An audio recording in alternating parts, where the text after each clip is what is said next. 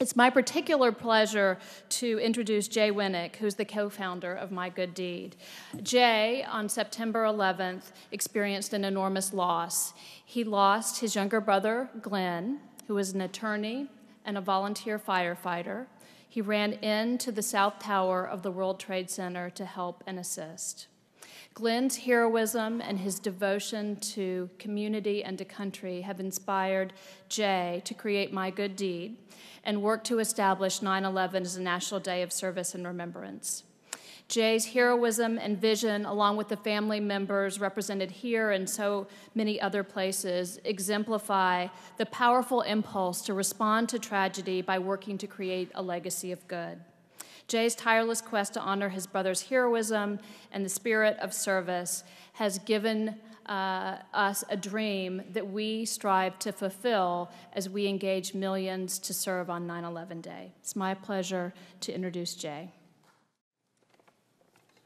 Thank you, Michelle, for that kind introduction. In case nobody else has mentioned it before, all of these wonderful people who are standing behind me and standing behind all the speakers are members of the 9/11 family community.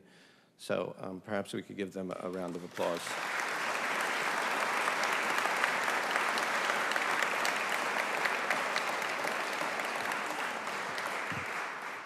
Each and every one very special people.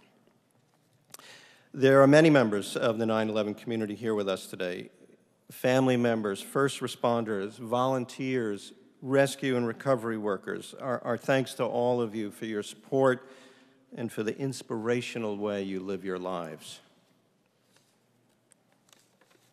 On behalf of the 9/11 community, I'd like to thank the many leaders and members of the Senate and House for joining us here today for this remarkable event.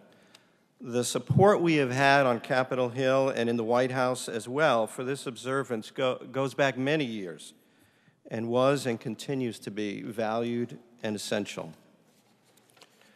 When it comes to something as painful as 9/11, a tragedy so universally felt, and the opportunity we now have to make the world a better place out of the ashes of Ground Zero and the Pentagon and Shanksville, it's not really about politics at all, or whether you lost someone or whether you didn't, or where you live or how old you are, or how much money you may have, or anything else.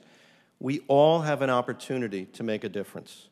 Together, it's a big tent. This observance, this 9/11 Day observance, is indeed a path forward.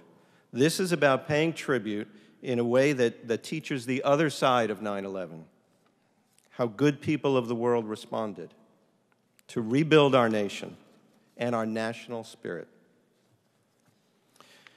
And that's something we can all rally around.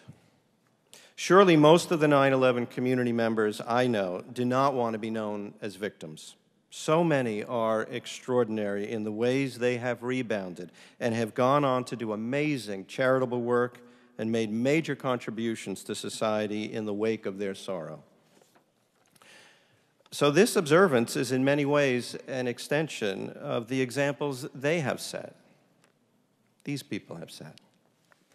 Those Americans and others around the world who participate in this observance, and there have been millions, are paying tribute to those lost by helping make the world a better place for those in need. To me, that's the greatest gift that we can give to my late brother Glenn and to all those innocent souls who were so horrifically taken from us. Let's make the lives of others better on this day each year. It's that simple and that powerful. I'm privileged to be introducing my friends Senator Chuck Schumer and Congressman Peter King this morning, who along with former Senator Hillary Clinton were early and steadfast advocates for this observance. Chuck and Pete have been true and effective friends to the 9/11 community and to all who care about the mission of the Day of Service and Remembrance observance. They are visionaries. Together, early on, they saw the power and hopefulness, the grace and productivity in the role that good deeds and service could play in paying tribute to those who were lost on 9/11. So please welcome Senator Charles Schumer and Congressman Peter King of the great state of New York to share their thoughts. And first, I want to thank Jay Winnick, who's the co-founder of the 9/11 Day of Service, and the memory of his brother Glenn, who was an amazing person, lives on every day in Jay's good work. Here today, let me especially acknowledge Jay Winnick and the sacrifice that his brother made, who was not even on duty that day, but as an off-duty volunteer firefighter, ran into the towers and was killed. And he and his family have just, again, demonstrated tremendous courage over the years, and I've been proud to represent them as constituents.